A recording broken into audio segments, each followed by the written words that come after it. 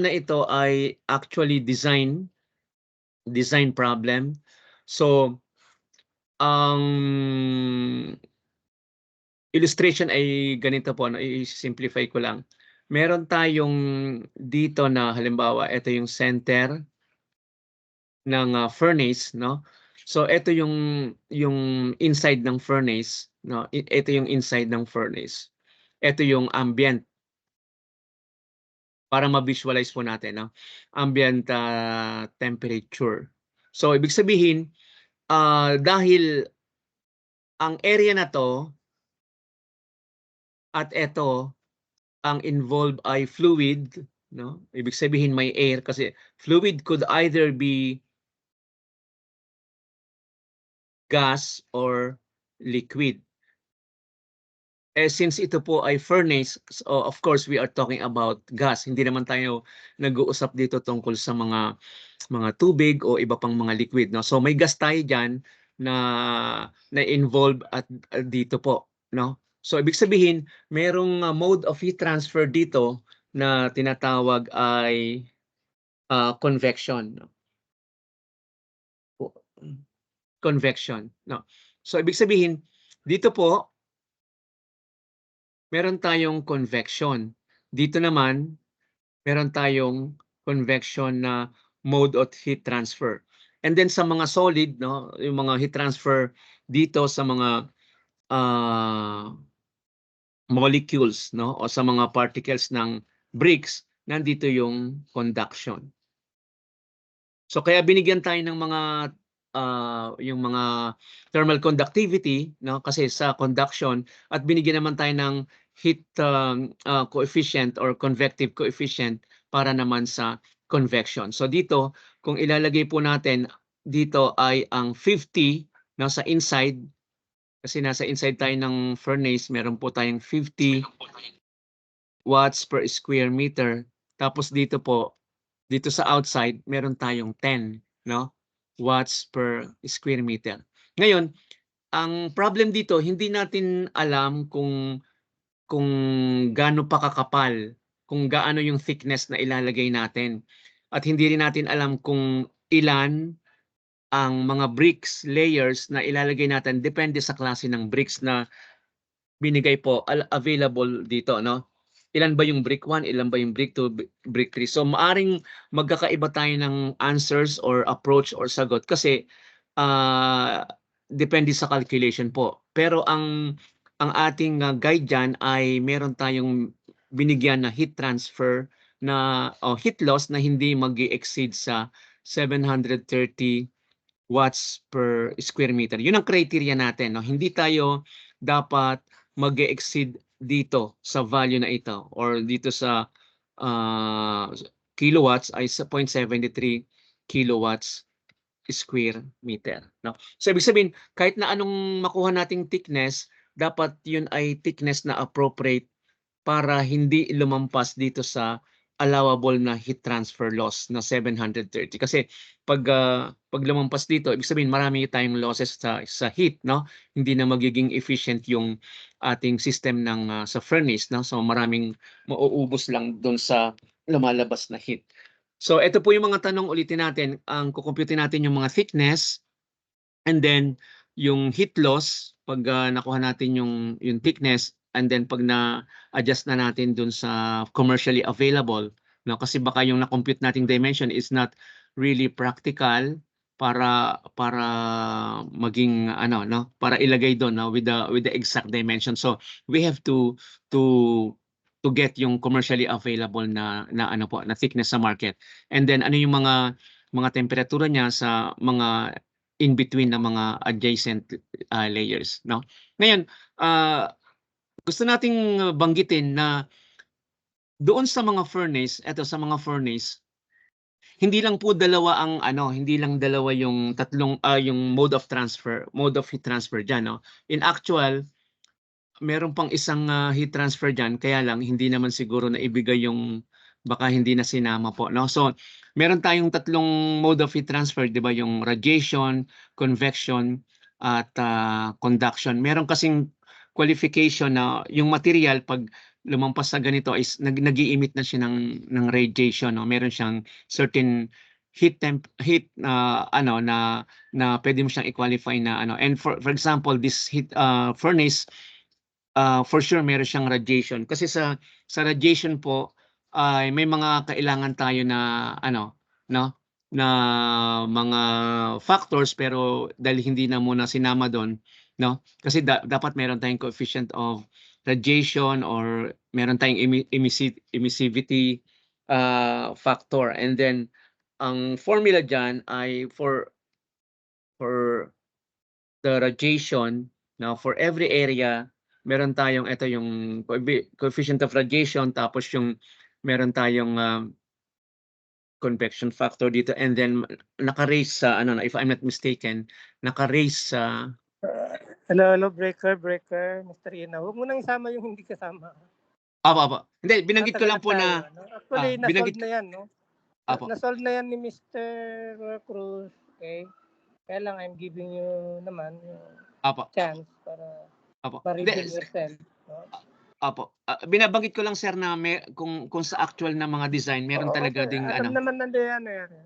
So, just sige po. Immediately sige po. to the solution. Okay. So, ito po yung mga known data natin. Yung inside temperature sa furnace is 1100 degrees centigrade. Tapos yung outside or ambient na temperature po ay 38. And then yung convection coefficient is 50, katulad ng nasabi natin. And then HO is 10.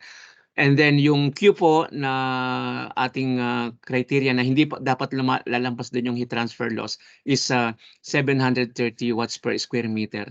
Then ang mga available po binigay katulad ng nabanggitan natin 11.5 plus 1.55 po yung ano yung sa brick 1 na walang limit, and then yung brick 2 binigay din, tsaka yung K2. Then yung brick 2 meron pong 950 na limit, and then yung brick 3 is 150 na meron ding 0.7 na thermal conductivity. So how do we proceed po? So nagbigay tayo ng illustration na ganito, no? So 1100 degrees centigrade ang nasa inside na ano po na temperature. Ito yung mga theoretical principles, hindi ko na lang i-explain, no? Ang ating formula na sinusunod is Q delta T over R para ma-compute yung resistance if we want to compute the resistance. And para ma-expound po yon, yung for every heat loss, no, ang formula is delta T over R, but the R is the summation of all the resistances, whether in convection, conduction po. Now, since meron sa inside na convection, tapos doon sa mga layer ng bricks ay conduction, tapos another convection po dito sa outside air, no? Kaya ganito po ang present natin. So, without further ado, kinumpute lang natin, although hindi naman nire-require, kinumpute lang natin yung overall resistance, no, ng problem. Ito po, no, yung sa difference in temperature divided by the heat. So ito po yan yung resistance. And then we proceed dito, paano natin makukuha yung temperature doon sa unang layer, no? Kasi hindi naman to binigay po, di ba? Ito lang kasi, no? So how do we get the temperature here, no? So ito yung temperature dito po. So pwede nating mag-proceed na sa ganitong paraan, no? So the overall heat loss is this, and then meron tayong tinatawag na yung convective heat transfer, yung H po, ito yan. So yung H, and then yung difference in temperature. But we don't have the temperature on the first break, no? So kaya gagawin natin yun na T, no? T, pwede natin sabihin na T1, no? And then doing the mathematics, so lumalabas na meron tayong 1085.4. So ngayon ang tanong, alin doon sa available na bricks ang pwede nating piliin? 'Di ba? Kasi ito po 'yun ito, no? So dito makikita nyo yung brick 2 ay 950. No? So yung brick 3 is 150. But yung brick 1 is no limit. Ibig sabihin kaya niya kahit 1,000, 1,200, walang limit, no? So ibig sabihin it's practical, no, as an approach. It's very parang iga-guide tayo intuitively na gamitin natin yung brick 1 because ang nakuha nating temperatura ay 1,000 mahigit, no? Kasi kung gagamitin po natin yung brick 2, limitado lang po siya hanggang 950. At yung 150 sa brick 3 ay ganun din, no? So, kaya kung itutuloy natin yung ating solusyon dito, sa ganitong temperatura na intuitively ang dapat gamitin ay ang brick 1 po, no? So, yan. So, pag kinompute natin yung kinalculate natin, no, lalabas na magkakaroon tayo ng thickness na 287.5, no, after na makuha natin yung 1,085, 85.4 na ginamitan ng brick 1 po, no? So, yung susunod na layer kasi is 950. So, pwede natin gamitin siya sa equation natin dito, no? So, eto po, yung heat transfer loss, and then it is yung 1.55 watts per meter degrees centigrade yung sa pangalawa na, and then 1,085.4 minus 950.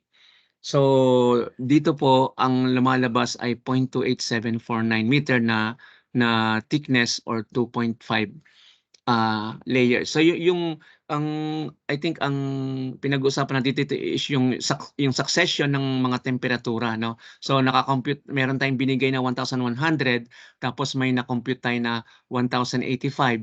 Then yung next available brick is has the limit of 950. No, so pag kinompute po natin 'yan, magkakaroon tayo ng thickness, no, from here, ibig sabihin from 1,085 to that boundary ng second brick, because ito yung brick 2, ito yung brick 1. So makukuha natin na makukuha natin yung thickness na ito po 287.49. Ngayon, kung i-divide natin yung 287.49 sa available na brick, kasi we have chosen or we choose brick 1, so lalabas lang po na may 2.49 pieces.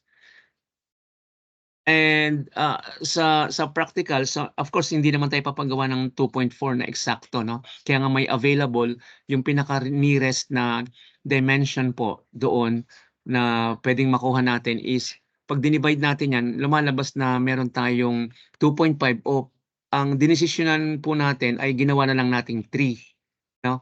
Kumbaga ginawa nating 3 kasi hindi naman tayo maghahati ng brick para lang i-ano doon, no? So ibig sabihin ginawa na po nating 3 layers. Kaya dito sa illustration ko po dito sa summary may 3. Ito po. Bali yung sa brick 1, ito sa brick 1, so ang dinesisyonan ay mayroong 3 na brick layers. Mamaya i-recompute po natin based on the commercially available thickness. So moving on po sa calculation, dahil nag-decide na nga tayo ng 3 layers, pwede naman tayong magpatuloy, no, dito sa brick 2, yung sa pangalawa, no? Yung sa pangalawa, ito naman po yung calculation. Meron tayong pinanggalingan na 950, yun yung brick 2, para maintindihan natin yung equation. Ito po yung limit ng brick 2, tapos ito yung sa brick 1, no, para makuha natin yung thickness nila. So 950 minus 150, tapos yung available dito na thermal conductivity is 0.21 watts meter per degree centigrade. So with this equation, no, makukuha natin yung value ng thickness na pangalawa, which is 230, kasi ito lang po yung unknown. All are given, yung heat loss, yung thermal conductivity, tsaka yung temperature difference. So makakuha tayo ng delta x2, which is the thickness of the brick na gagamitin natin sa pangalawa. Lumalabas na 230 po, no, millimeter or 0.23 meter. Ngayon 'pag dinivide natin 'yan sa available na thickness, makikita natin 'no, meron ditong 75, saan nanggaling yung 75? Balik po tayo rito para masundan natin. Eto po 'no. So ibig sabihin eto 75 millimeter, ginawa ko na po lang pong millimeter 'no. Ito yung 75 millimeter, ito yung, ano 115 millimeter 'no, ito yung bale 10, ay 100 millimeter pala 'no, kasi 10 centimeter.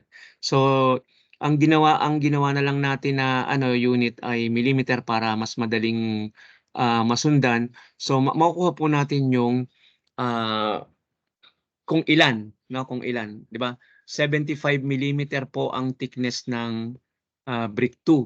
So yung nakuha natin na 230 puwede nating i-divide, so magkakaroon tayo ng 3 layers na brick 2. Kaya dito po sa summary eto, so kung 3 layers yung ginamit na brick 1, so ang ginamit po na brick 2 ay, 3 layers din 'no. So tuloy muna po natin bago natin explain yung summary. So ituloy natin yung ah, sa last na po 'no. So since nakuha natin yung layers, eto na po yung sa last, ang mangyayari dun ay, wala tayong temperatura 'no, bago mapunta sa ambient wala tayong temperature 'no. So ang huli lang na temperature natin is yung, 150 'no, kanina na available. So eto ay 730 'no, equals sa 10 watts 'no, kasi per square meter degree centigrade kasi ito na yung heat of coefficient of convection doon sa labas ng furnace kasi convective na siya, tapos na tayo sa mga conductive. So ang temperature 'no, bago maging, 38 'no, bago mapunta sa ambient ay ang hinahanap na temperatura. So ito po, bale yung T4 natin. So doing the mathematics po 'no, manipulate the calculations, we will arrive in this, 111 degrees centigrade. So pag nakuha na po natin yung temperature na yan, we could, use again this 'no. So eto po yun, 150 minus 111, ito po yung delta T, tapos eto yung, zero point 7, watts, meter degree centigrade, yan yung conductivity, and then meron tayong available na heat transfer. So makakakuha po tayo ng thickness or dimension na 37. As you can see, wala namang umabot.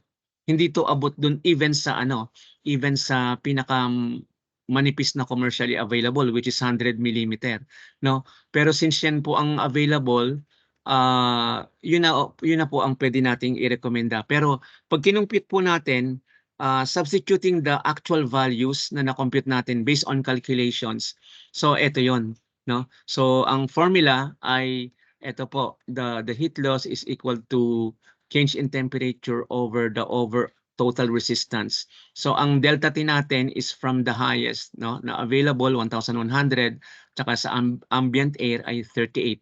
And then yung total resistance, ito po yung resistance sa convection, etong tatlo naman ay sa conduction kasi nandiyan sila sa mga wall, at ito naman ay another for convection doon naman sa ambient or sa atmosphere na.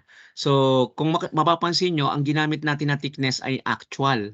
So ito po ay actual doon sa brick 1, ito po ay actual sa brick 2, ito po ay actual sa brick 3, no? So lumalabas na ito po almost equal doon sa heat transfer na ano natin, na inaay natin, hindi siya sumobra. Ngayon, what is the thickness talaga na pwedeng gamitin kung commercially available po ang, gagamitin? So dito sa Excel ginamit ko lang po na, for example dito sa brick 1 'no, meron tayong thickness na 0.115, siyempre i-mu-multiply natin sa tatlo kasi tatlong layer, eh.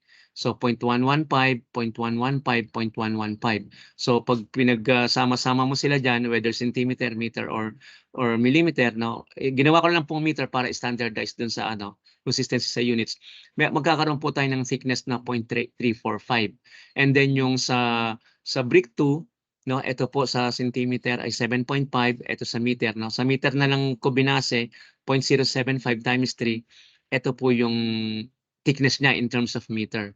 Tapos sa brick 3 na hindi man umabot even sa kalahati, no, it's just 0.037. So ang pinaka nearest is yung yung 10 centimeter or 100 millimeter or 0.1 na meter, no? So kukunin natin yung available na size po na yon. So ito po yon. So brick 1, brick 2, brick 3 naka-multiply na sa kanilang quantity. Gumamit tayong tatlo sa brick 1, sa brick 2, tsaka sa brick 3 ay isa. So pag inad po natin yan, 0.67 or 670 millimeter yung commercially available na or 67 centimeter. So doon po sa answer natin na summary, the minimum wall thickness is 670. No, yung total po, no, yung total. No, may tatlong brick 1, may tatlong brick 2 at isang brick 3. So ayan po. Ngayon, pag kinumpute po natin yan using yung standard available sizes or commercially available sizes na nabibili sa market, all we have to do is to substitute po yung thickness, no, dito. No, tapos i-divide natin sa K, no? Ito bali T over K, no? T over K, T over K, T over K. Yun po ang magiging resistance. Tapos yung resistance ng convection sa inside at convection sa outside, no? And manipulating the values, lalabas lang naman dyan ay watts per square meter. Kasi dito po ay tataas lang naman yan, no? Tataas lang naman at makakancel yung degree centigrade, no? Kasi may degree centigrade dito, tapos ito magiging numerator. So makakancel po yun at ang matitira na lang ay yung watts per square meter kasi tataas rin naman yung watts doon sa pinaka numerator above the major bar line, no? So substituting values, if we get the difference of 1,100 minus 38, ito po yun. And then ilalagay lang natin yung sa convection tsaka yung convection, and then lalagay natin yung mga thickness over conductivity para makuha natin yung resistance. So pag kinumpute po natin, ito yung numerator, 1062 degrees centigrade, kasi ito na po yung mga niyan, 1 over, no? Ito na yung value nito. 1 over 50 is 0.02, 0.345 is 1.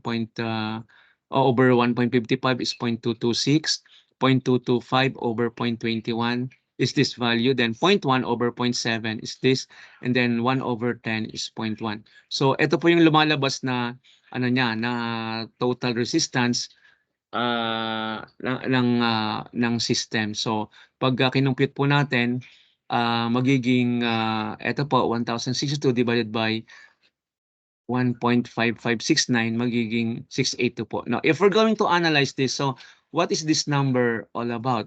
So nakita natin na pag ang thickness natin, ang total thickness natin ay ganun sa commercially available, mas makita natin na mas mababa pa tong 682. 'Di ba? So 682 na heat loss is less than 730 na ating criteria na hindi dapat natin lampasan. So it satisfies lang na etong heat loss natin ay pasok doon sa criteria na hindi siya dapat mag-go over, hindi siya lalampas sa limit na binigay ng operating heat loss ng sistema. So ano lang po, 682, no? Using the commercially available thickness. So yan po yung sagot sa 2. And then yung sa 3, ito naman yung mga sa 3 natin, no? Yung mga temperature natin na na-compute po natin, ito 1,100, tapos ito 1,085, tapos yung dito ay may 950, no, mula dito, tapos ito ay after this may 111, no, bago mapunta siya sa 38 degree centigrade. Gusto ko lang sir magbigay ng insight kasi kung ang gagamitin natin dito sa una ay B2, hindi pwede kasi ang kanyang temperature ay 950 lang. So hindi naman pwede na ito ay 950 tapos ito ay 1,000 ano ba 85, no? Kasi that will violate the law of thermodynamics, yung second law. Second law states that the temperature transfers from high, no? From high high temperature body down to the low, no? So from the heat transfer from high to low. So hindi pwede naman na ipasok natin yung brick na ito lang yung temperature tapos tataas. Hindi pwedeng ang behavior ay pababa tapos tumaas uli, no? Kasi ito lang yung kaya niya. So I think this design problem is testing the ability of a student or a person din na makita yung pagmamatch na kung ano yung gagamitin na brick po na ito ay walang limit kaya okay lang na umabot sa 1,085. Ito naman ay 950 at ito naman yung 111 papunta sa church kasi we are following temperature gradient na ito to going down po. Hindi pwedeng mag-spike. So kung kunin natin yung mga temperatura po, ito na yung summary. Ito na yung brick 1, we use 3. Ito we use 2. Ito na po yung mga adjacent temperatura bago napunta doon. So from 1,100, no, bumaba siya ng bumaba papunta sa 38 depende sa thickness tsaka sa capacity ng brick to withstand the temperature. So ito po yung summary natin, no, meron pong temperatura dito sa inside, meron sa outside. Ito po yung mga adjacent temperature niya. Tapos ito po yung mga ginamit na brick, no. Ang total ay 3.345 meters sa brick 1.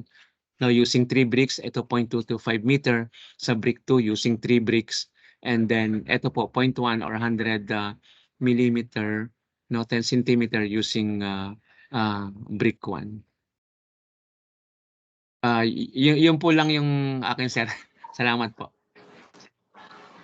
Okay, tapos na, Mr. Ina? Thank you po. Tapos na po, sir. I-leave ko na lang po yung yung Okay, kanina I was about to interrupt, no? Kaya lang sabi ko mukhang masarap yung pagpapaliwanag ni Mr. Ina, no? For the first time narinig na rin natin yung kanyang boses. Tama ba, Roel? Okay. Anyway. Hindi, sir, nag-report na, sir, nag-report sir ako nung una, 'di ba? Yung sa Steam feed loop. Hindi, dito sa mga assignment. Sa mga assignment po, opo. Ngayon lang po, pasensya na po, sir. Kasi naghahabol po. Borrowing your words, sabi mo ay mag-iiba-iba yung sagot ninyo. Tama ba? Opo. Okay. Pwedeng mag-iba-iba po. You may have different answers, but correct.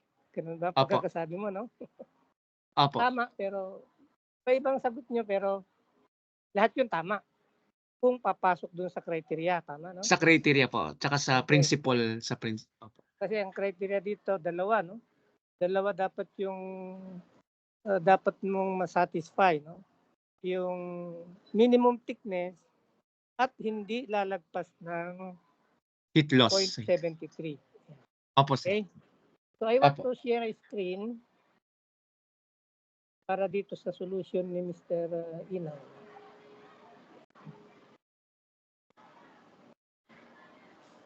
Nakikita na ba niyo yung screen ko? Ayan. Can you see my screen? Yes, Doc. Okay, so Kita na, Doc. ba, Mr. Ina, ito yung mga sagot mo, no? 3, 1, your Q is 0.682, no? Opo, sir. Then your thickness is 67 cm, right?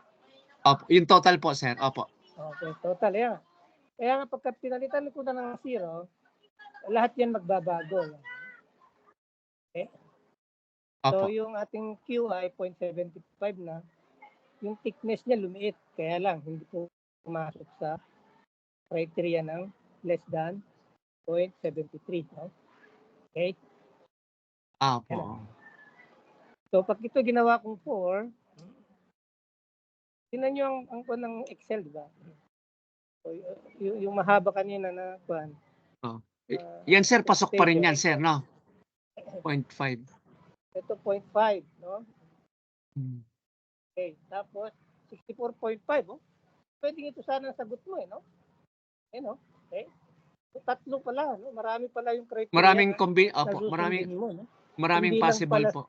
Hindi lang pala dalawa yung criteria na i-consider mo. Marami. O kasi, pagka ito, 340, pasok ito, oh, mas maliit, Oh, na maliit thickness pa. po. Di ba? Opo. Pag nilagay ko ito ng 1, check natin. Ba? Bumaba nga. No? Pero, kumapal, no? Hindi siya pwede kasi mas maliit kanina. So, looking at this, sabi naman, ito ay 0. Wala tayong brick 1. Pwede, oh. Pwede rin sir. Pwede, no? Opo. Kaya nga lang, ito sabi ni Mr. Cruz, tinawag si Sir na ko na column. So, ito yung column na to. So, palalakin ko. Okay. So, these are the temperatures. Yan. Ito yung matindi, no? Madali lang itong dalawa ito, yung Q, saka yung thickness. Talagyan ko anong thickness ito. Kasi hindi nakikita. Madali lang yan, no? Pero itong temperature yun ang mahirap, no? Bakit kamo? Kasi yung sinabi mong sagot is 3, 3, 1, no? Ayan na. So, mamagic tayo, ha? 3, 3, 1. Yan. 0.68, check. 67 cm, check. Awan ako, you are saying na pasok yung 100, 111. No? So, pinababayaan lang kita magpaliwanag. But then, you are taking the whole,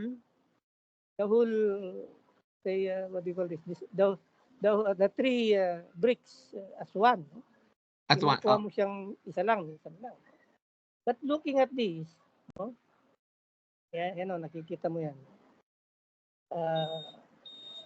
So yung 1086, walang problema yon kasi unlimited ka mo. 934 is pasok siya, no? Okay? Kasi 950 lang, no?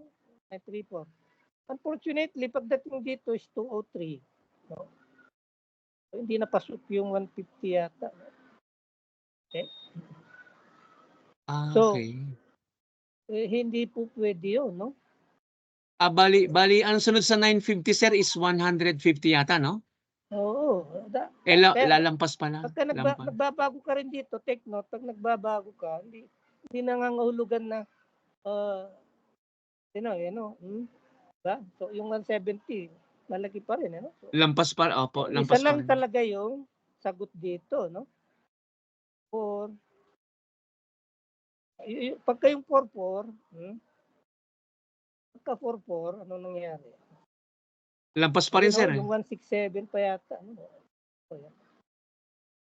Lampas pa rin sa 150, sir. 86, malaki, no? Hindi siya malaki siya, no? So, yung 431, no? Ang ating sagot, no? Okay. 431. So, paglagpas ng you did not even also answer yung letter B, no? Kasi dun sa letter B, tinatanong doon, ano yung mga temperatura sa bawat sa bawat layer. maghahalikang surface, no? Adjacent. Yung detalye po, So, yung layer, no? Paglagpas ng film, 1086, tama. Okay? Paglagpas ng pang-apat na brick is 893. So, pasok dun sa 950, no? Pero paglagpas mo ng unang brick, 1038. Ito, kaya meron tayo dito sa baba. Sa pangalawang brick, 990. Diba? Sa pangatlong brick na is 942. So, pasok na siya dun sa 950. Okay? Sa 950. So, tapos, yung sumunod naman is 661. So, sa brick 2 na to, no? Brick 2 na tatlo. Pangalawa is 428. At doon sa nga pangatlo ay 103. Okay.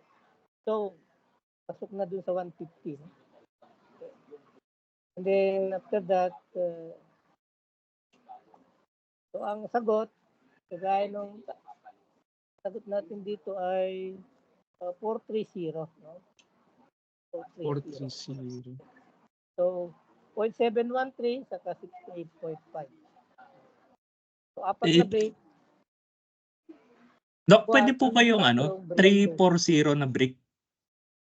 Walang break 3. No? Walang break. So, maganda kasi pagka 430. nag-excel kayo, maglalaro-laro Yung ka lang ng ganyan. Then try 340. to check no, kung ano yung mga... I just don't know kung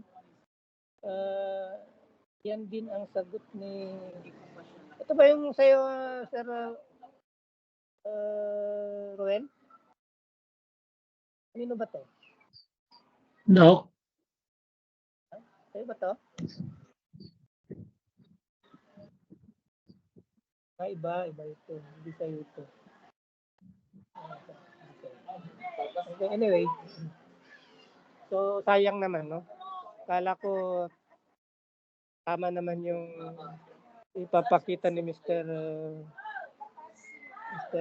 Inaw. No? Sir, nag-try lang po. Kasi buwan na yan di ba?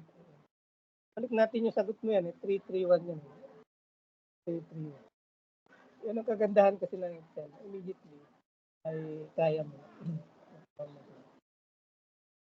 Ito kasi meron 203 dito.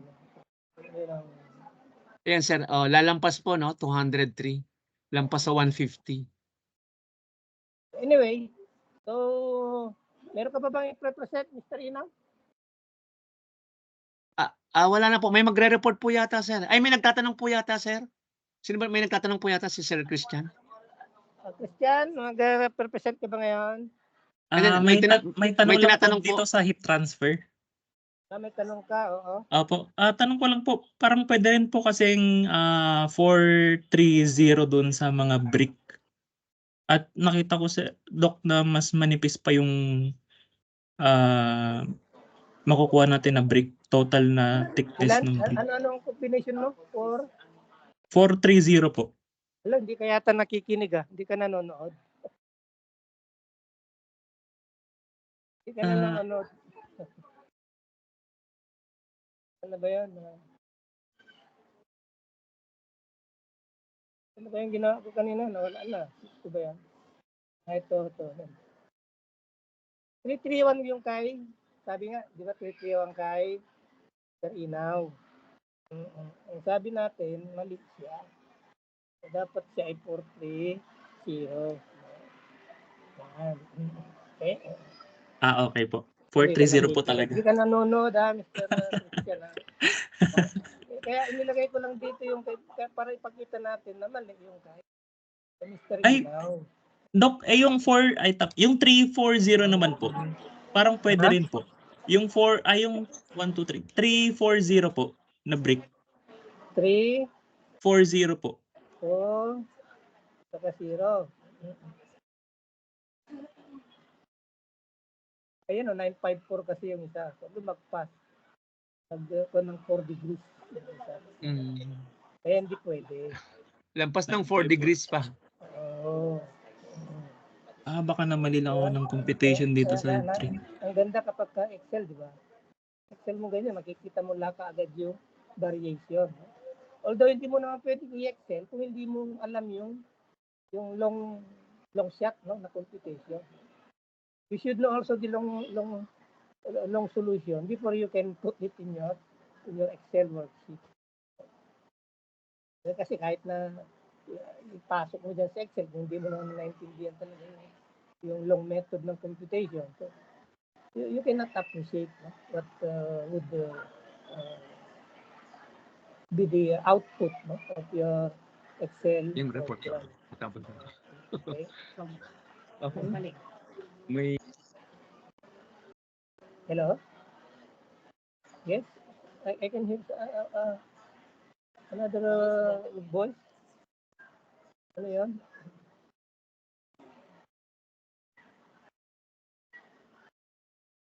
Nawala na. Oh, so may presenter ba tayo ngayon? Or you could beg off for the continuation of your final requirement. Medyo sabi ni Sir Ruel, madugo daw yun. Baka maubusan kayo ng oras. We have last 2 meetings na lang ba? Yes, after this, then we have our last 2 meetings. Last regular meeting and then the second meeting will be our final exam. Tama ba? So, 7:14, tama. So, 1 ngayon, susunod na meeting natin is 8. Then our last meeting will be 15. Okay? So, okay lang naman sa akin if you want to request early dismissal today. No? Pero kung meron pa bang hindi nakapagtapos ng presentation, then let's give him a chance. Ay, yun pala yung aking camera. Hello. Hi, sir. May magre-report yata, Sir. Sir Roel, may magre-report po ba? Si Sir Christian tsaka si Sir Alvin magre-report, pero parang mas maganda, mas useful kung si Doc Yasa yung ano siguro, yung Discuss. regarding sa question ni Sir Kayo nga, ni Sir yun nga yung Emer. sabi ko, no? So since you are requesting for time, maubusan nga kayo ng oras, no? So pwede naman tayong mag-early retirement, early dismissal. Tapos yung supposedly i-present nung dalawa ngayon, baka pwedeng send na lang as Sige, kinawa mo doon. Okay, Doc. Okay, Doc. presentation daw o PDF or Thank you, Doc. whatever. Pero kung gusto nyo na present pa sila, so nasa sa inyo yan. Pagbutuhan kayo. Sino yung gustong, teka muna, nakataas pala yung kamay ko kanina pa ito nung nag-represent si Mr. Inaw. Actually, Doc, pinilit ko lang yung dalawa doon. Number 2 mo, Mr. Inaw. Yung assignment number 2. Hello? Oh, wala na yata ako. Can you hear me, Ruel? Hello? Yes, Doc. Yes, Doc. Ayan yun. Mr. Inaw? Yeah. Parang wala akong nakita dun sa kwan mo, sa boiler mo na assignment. Nandun po, sir, sa number 2, yung sa steam balance, heat balance. The heat, Opo, yung sa heat balance ng heat ano. balance ng boiler, meron ba? Opo, dun sa folder Hindi ko po. nakita yata yun. Anyway, sige. Opo. Nandun po, sir, kompleto. Yung, Sir, yung sa kwan, sa aircon, tapos na rin yun. Opo, tapos na rin po.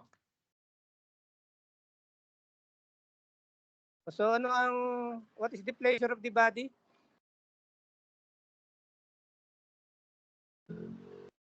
Sir, hindi ba kayo magbibigay ng lecture po sa ano? Sa cogeneration po ba 'yon? Ha? Hindi na po kayo magbibigay ng lecture sa cogeneration? Cogeneration. So, kailangan pa ba? Ay, depende po sa ano, sa mga classmates kung ano po.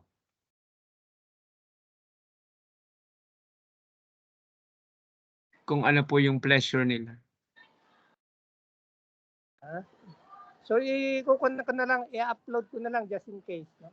Ano ba ang Sige po. particular topic sa cogeneration? Sino ba yung tatanong? Yes, sir. Yung ano po, 'di ba yun yung parang pinaka-final ano namin kasama yung cogeneration po. Oo.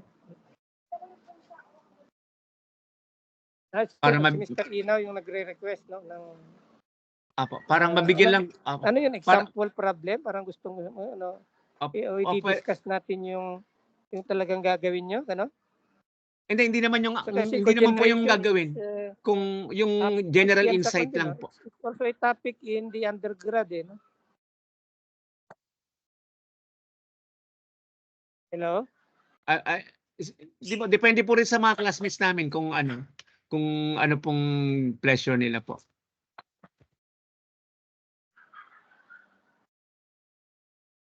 So, be specific kung ano yung gusto nyo. Kung di-discuss natin yung pinabagawa ko, gaya na naman ng lahat.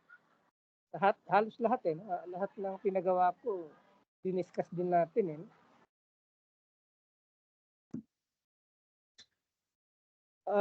Hindi ko lang alam kung sa iyo din yung siguro Mr. Inaw, ano? Yung tama sa iyo ngayon. Your solution for the air conditioning is different from the solution that I was requiring you to do, no? I just don't know, no? But kagabi ko kasi yon tinitingnan na tinaantok na ako, no? Hanggang sa makatulog na ako. No? So, ang nakita ko yata doon is ibinase yung cooling capacity doon sa nameplate ng air conditioning unit. Yung nakikita natin doon, kunwari yung sa may Kulin, no? Kulin window type air conditioning unit na 2.5 HP. Yung mga nakalagay doon ay cooling capacity 11,500 BTU per hour yata na gano'n, no? Tapos parang minultiply na lang ng dalawa. Tapos ang sabi ay, enough na. So hindi yun ang kwan, no? So whoever, hindi ko naman sinasabi kung sino yun, ano? Pero hindi ko nga maalala kung kanino yun. No? Kung sino man ang gumawa nun, ay although hindi na pwedeng i-correct, no? Kasi naipasa na talagang super kung na yun, late na, no? So hindi yung ganun ang method, no? Kasi another pagka ganun yung ginawa mo, then I would be requesting you are going to validate yung claim nung, let's say, Kulin, Kelvinator, ng LG o ng Samsung or whatever. So you're going to verify or validate that claim na kaya niyang magpalamig ng 11,575 sa BTU per hour. Yun. So, hindi ganun yung presentang mo dapat computation. No? Ang computation mo doon is you're going to consider the system that the air conditioning unit will follow. No? Kung siya ba ay recirculated bypass o siya ay all outside, no? Whatever. Tapos saka mo i-compute doon yung kanya talagang refrigerating capacity. No? O doon sa yung pH diagram, doon sa for refrigerant, yung nandito sa may diagram ng evaporator, no? Yung H1 minus H4. Yan. Ano yun? H1 minus H4 times yung mass. That becomes the refrigerating capacity in kilowatt, kilojoule per hour. Okay? So doon mo lang masasabi, no, na would it be enough or not? Okay?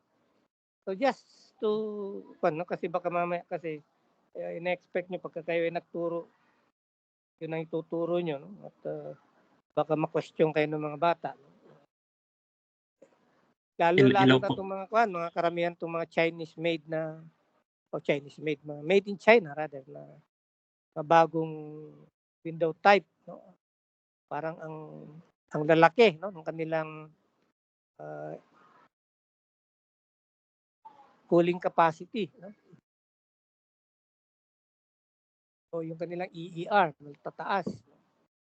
So ang pinagagawa ko sa undergrad ay pinapa-validate ko 'yon. Kuha kayo ng bagong labas na made in China na aircon, check ninyo yung lahat ng nandun sa nameplate, doon sa kung ano yung, kung ilang horsepower yung compressor, kung anong refrigerant ang ginamit, kung ano yung nakalagay doon na design na temperature o pressure ng condenser, ng evaporator, and validate their claim na umaabot ng 12,000 BTU per hour yung kanilang cooling capacity. So, Pwede rin yung ba mga yun iba, sa refs, Doc? papasa ng report, sir. Mababa nasa 10,800 lang. So, perhaps, pwede yun, siguro sa kanilang bansa, no? Medyo tawag dito, mas malamig, no?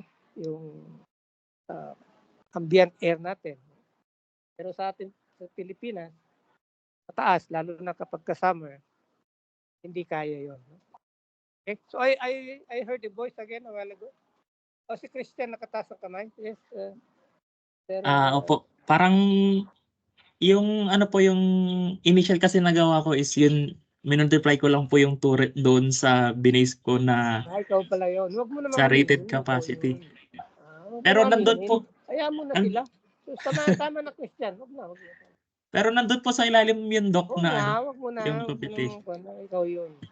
Okay po. Ayaw mo na lang sana na naka-question mark na parang ginagawa sa COD. Ano yung tawag nila doon sa COD? Blind item. Blind item. Okay. Okay, so i-chat na lang ninyo kung anong gusto nyong malaman doon sa cogeneration kung wala kayong cogeneration nung kayo nasa undergrad. Ay, Wala sir, kayong superposition. Diba? Doc, kasi may additional po ako dun sa sa refrigerator, sa air conditioning. Yes. Hello? Yes, continue. Kasi bali po yung pwede kaming magkakaiba ng assumption kasi ang pinag-uusapan dun yung pag-calculate po ng 'di ba ng heating loads or cooling loads para makita mo yung appropriate na capacity. Pero kasi yung iba halimbawa sinama pa po yung ibang wall or yung mga flooring or yung mga ganun po, yung mga furniture. Ano po yung bottom line natin kasi yung iba Magbabase ako dun sa computation ninyo. Hindi kung dun ano sa, pong ginamit. hindi yun yung kaya o hindi. Hindi ako na dun magbabase. Babase ako dun sa computation ninyo. Kunwari, kung ano sa po. computation nyo, Sige po. nilagay yung 100 yung ilaw. Sasabihin Yung ko, wattage. hindi naman yata nagre-research na to. No? Bakit 100 yung nilagay niyang ilaw? Yan. Kunwari, nilagay mo na naman doon yung meron kang heat transfer doon sa 4 na wall, meron kang heat transfer sa ceiling, meron ka pang heat transfer sa flooring. Sabi ko hindi nagbabasa to. Hindi ito dapat naging engineer. Di ba? Pero depende pa rin doon sa kanyang paliwanag, no? Sabihin niya doon na itong kwarto ko nag-iisa doon sa gitna ng dagat. So, wala tayong magagawa, yun ang kanyang assumption di ba? Pero kung hindi niya nilagay yon, so sasabihin mo, saan niya pinagkukuha ito, no? Bakit nag-iisa yung kwarto doon sa gitna ng bukid o gitna ng dagat? Kaya inilagay niya doon insulated yung pader. Abay, saan ka nakakita ng standard na building classroom natin na insulated yung pader? May nabasa ko doon may insulation yung pader. May insulation yung glass, no? So, ewan ko kung saan niya nakuha yon, no? Samantalang yung mga estudyante ko sa undergrad, pumunta pa dun sa DepEd para kunin yung standard classroom lahat, dimension, no? Details ng standard classroom. Meron detalye doon sa DepEd. Nasa internet naman, sir, nasa internet din, in DepEd. Nasa internet din. Opo, Yun nga, nandun. sabi ko. So kung talagang ang nakalagay kasi doon nung kayo nag-apply ng kayo kukuha ng master in engineering sa TUP, yung inyong capacity o capability on research, no? Research sabi doon. So actually, yung research is not just opening a website, opening something and reading. Hindi yun ang talagang context ng research. Sa science and engineering, research is more on experimentation, no? More on immersion. Ganyan. Okay. So, okay na ba? Nasagot ko na ba yung Yes, sir. Thank you po, sir. tinatanong mo, Mr. Inaw? Apo. Salamat po, sir. Thank you po. Si Sir Ruel yata may babanggitin. Sir Ruel. May Mr. Ruel? Yes, you're ready. Sir, may dalawang Okay. concern lang, sir. Doc, Ah. may dalawang concern lang. Yung una, yung regarding sa Cogen. Oo. Yung Cogen kasi si Sir Alvin yung nag-report noon. Kung hindi namin kayang sagutan noon, mapahiya naman kami kay Sir Alvin. Kaya doon na lang kami sa request ni Sir Emerson na gagawin namin after class. Tapos yung pangalawang concern, Doc, may face-to-face ba tayo next week? Meron na siguro, no? Kasi last tawag doon? Second to the last meeting na natin. Second to the yan. last. So yung second to the last na yung last meeting natin, siguro ay request na face-to-face tayo. Okay, Doc. Yun lang, Doc. Salamat, Doc. Okay, walang anuman. Salamat din. Any other concern? Alvin, turuan mo daw sila ng Cogen, ha? Generation. Hingi po kami ng tulong kay Sir, kay Sir Cabeza. Kasi si Sir Cabeza. Taga Energy Department. DOE, Department of Energy. Taga Napocor. Okay, so, Sir Cabeza. Baka naman. meron pang concern? Bago tayo mag-early retirement, early dismissal para tikasin ninyo yung inyong mga final requirements. Kasi yung mga requirements na nauna ay umabot ng buwan. No? Dapat pag sinabing June 15 ang submission, you submit it by June 15 para hindi mabitin yung inyong grades. No? Okay? So, ilan na ba kayo rito?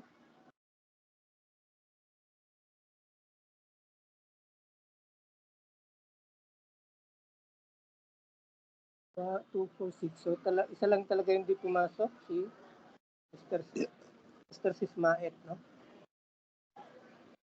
Yes, Doc.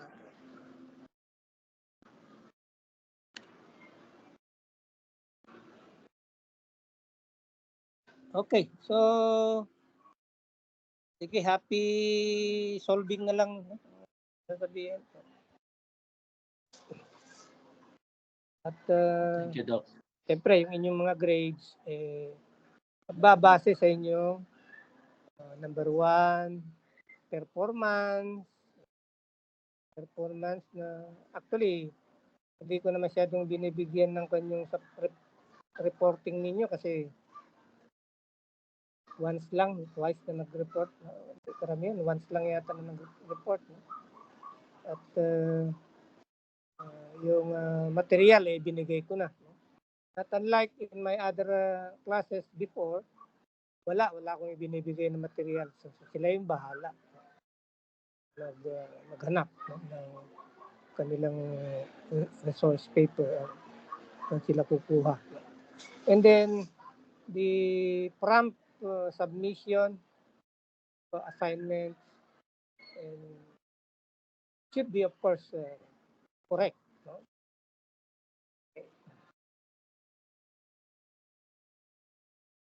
Okay, so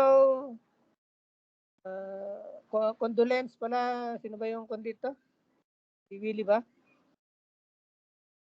Yes, Doc. Sir Casiliar? Yes, Doc. Yes. Uwi ka next week na. Hindi ka na makakapag-final exam, ano?